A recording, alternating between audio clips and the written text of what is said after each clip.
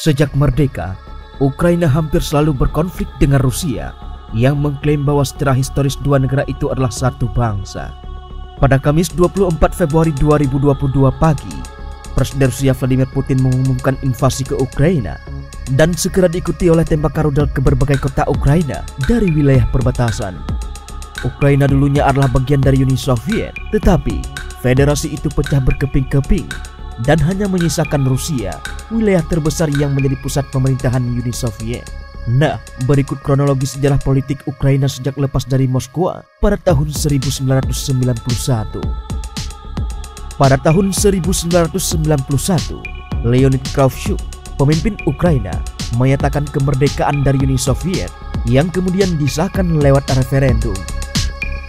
Kravchuk kemudian terpilih sebagai presiden.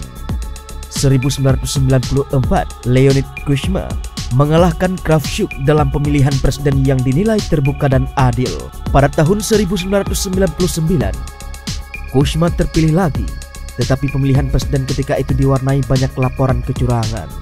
Pada tahun 2004, kandidat presiden Viktor Yanukovych yang sangat pro-Rusia terpilih sebagai presiden. Akan tetapi, dia dituduh melakukan kecurangan dan memicu aksi demonstrasi massal yang disebut Revolusi Oranye. Revolusi itu berhasil mendorong dilakukannya pemilihan ulang dan muncul sebagai pemenang adalah Viktor Yushchenko.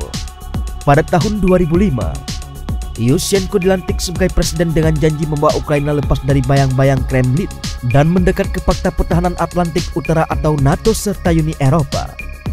Dia menunjukkan taipan perusahaan energi Yulia Tymoshenko sebagai Perdana Menteri, akan tetapi kemudian dipecat karena konflik internal. Pada tahun 2008, NATO berjanji suatu hari nanti Ukraina akan menjadi anggotanya. 2010, Yanukovych yang pro-Rusia mengalahkan Tymoshenko. Dalam pemilihan presiden, Rusia dan Ukraina menyepakati kerjasama pasokan dan harga gas alam, dan sebagai balasannya, keberadaan Angkatan Laut Rusia di Pelabuhan Laut Hitam Ukraina diperpanjang. Pada tahun 2013, pemerintahan Yanukovych menghentikan perundingan dagang dengan Uni Eropa. Pada November lalu, memilih menghidupkan kembali kerjasama ekonomi dengan Moskwa. Tindakan itu kembali memicu aksi unjuk rasa meluas di Kiev. Unjuk rasa yang berkepanjangan di Kiev berakhir ricuh. Belasan demonstran pun tewas.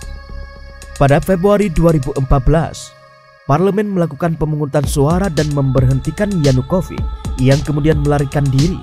Beberapa hari kemudian, sekelompok orang bersenjata menyerbu kantor parlemen di semenanjung Crimea, Ukraina dan mengibarkan bendera Rusia.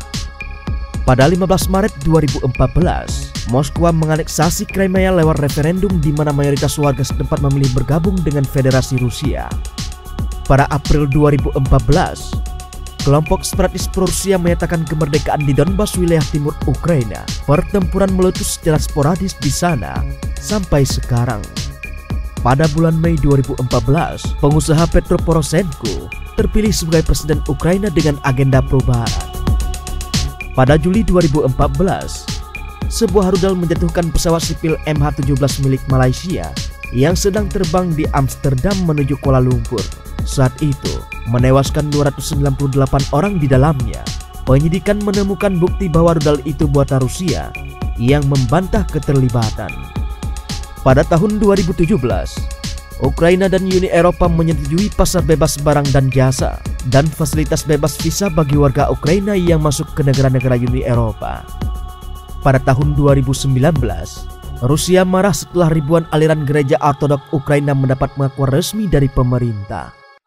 Pada April 2019, mantan aktor Volodymyr Zelensky mengalahkan Poroshenko dalam pemilihan presiden dengan janji memberantas korupsi dan mengakhiri perang di wilayah timur Ukraina. Partai Pelayan Rakyat yang dia pimpin juga menang dalam pemilihan parlemen.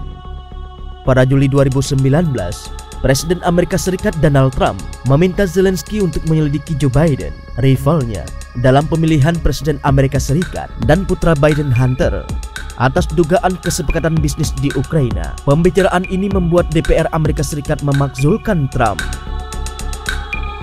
Pada Januari 2021, Zelensky meminta Presiden Biden untuk membantu Ukraina bergabung dengan NATO. Pada Februari 2021, pemerintahan Zelensky menerapkan sanksi pada Viktor Medvedchuk, pemimpin oposisi pro-Rusia. Musim semi 2021, Rusia mulai mengarahkan pasukan di perbatasan Ukraina dengan dalih latihan militer. Oktober 2021, Ukraina menggunakan drone buatan Turki, yaitu Bayraktar TB2, di wilayah timur dan memicu kemarahan Rusia. Musim gugur 2021, Rusia kembali mengarahkan pasukan dekat Ukraina. 7 Desember 2021, Biden memperingatkan Rusia akan dikenakan sanksi ekonomi jika menginvasi Ukraina. 17 Desember 2021, Rusia mengajukan sejumlah tuntutan, termasuk jaminan bahwa NATO akan menghentikan aktivitas militer di Eropa Timur dan Ukraina. 14 Januari 2022, situs-situs pemerintahan Ukraina diretas dengan ancaman bahwa warga Ukraina bakal ketakutan dan menghadapi situasi terburuk. 17 Januari 2022, pasukan Rusia mulai berdatangan di Belarusia, di wilayah utara Ukraina untuk latihan militer gabungan. 24 Januari 2022, NATO meningkatkan kesiagaan dan mengerahkan kapal perang dan pesawat tempur di wilayah timur Eropa. Pada 26 Januari 2022, Washington memberikan jawaban tertulis pada tuntutan Rusia dan menegaskan bahwa NATO tetap menerapkan kebijakan pintu terbuka dan menawarkan diskusi yang pragmatis dengan Moskow. 28 Januari 2022, Presiden Rusia Vladimir Putin mengatakan tuntutan utama Rusia masih belum dipenuhi. 2 Februari 2022, Amerika Serikat mengatakan akan mengirimkan 3.000 pasukan tambahan ke Polandia dan Rumania untuk membantu membentengi para anggota NATO dari dampak lanjutan krisis ini. 4 Februari 2022, Putin mendapat dukungan dari Tiongkok atas tuntutan agar Ukraina tidak diizinkan bergabung dengan NATO. 7 Februari 2022, Presiden Prancis Emmanuel Macron melakukan upaya diplomasi dengan menemukan Putin di Kremlin. Macron lalu berkunjung ke Kiev. 9 Februari 2022, Biden mengatakan situasi bisa dengan cepat menjadi liar dan Kementerian Luar Negeri Amerika Serikat memerintahkan warganya di Ukraina untuk segera pergi. Himbauan itu diikuti oleh negara-negara lain. 14 Februari 2022, Zelensky mendesak rakyat Ukraina untuk mengibarkan bendera nasional dan menyanyikan lagu kebangsaan pada 16 Februari, hari yang oleh berbagai media disebut sebagai Hari H invasi Rusia. 15 Februari 2022, Rusia mengklaim sebagian pasukannya kembali ke barak setelah latihan di dekat Ukraina dan meledak pernyataan-pernyataan media barat yang mengkhawatirkan invasi dalam waktu dekat. Parlemen Rusia meminta Putin untuk mengakui kemerdekaan dua wilayah di Ukraina Timur yang pro-Moskow. Pada 18 Februari 2022, Duta Besar Amerika Serikat untuk Organisasi Keamanan dan Kerjasama Eropa Michael Carpenter mengatakan Rusia mungkin telah mengerahkan 200.000 pasukan dekat Ukraina. Pada 19 Februari 2022, Rusia melakukan latihan perang nuklir dengan dipimpin langsung oleh Putin. 21 Februari 2022, Macron mengatakan Biden dan Putin telah setuju untuk bertemu membahas krisis di Ukraina. Dalam pidato televisi, Putin mengatakan Ukraina adalah bagian tidak terpisahkan dari sejarah Rusia dan tidak punya sejarah sebagai negara mandiri. Ukraina dikelola oleh kekuatan asing dan rezim boneka, begitulah kata Putin. Dia juga menekankan perjanjian untuk mengakui kemerdekaan dua wilayah yang melepaskan diri dari Ukraina dan memerintahkan pengiriman pasukan Rusia ke sana. 22 Februari 2022, Amerika Serikat, Inggris dan para sekutu mereka mengesahkan sanksi terhadap para anggota parlemen Rusia, bank, dan aset-aset mereka. Jerman menghentikan perundingan proyek pasokan gas Nord Stream 2 dari Rusia yang masih dibahas. Putin dalam pidato televisi menuntut Ukraina untuk melucuti militernya dan mengatakan perjanjian damai Minsk antara dua negara tidak berlaku lagi. 23 Februari 2022, para pemimpin separatis Ukraina minta bantuan Rusia untuk melawan agresi dari pasukan Ukraina.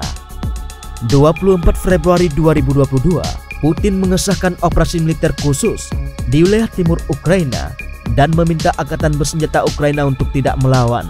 Militer Rusia mulai menembakkan rudal dan serangan artileri ke pos-pos militer dan pangkalan udara Ukraina di sejumlah kota besar.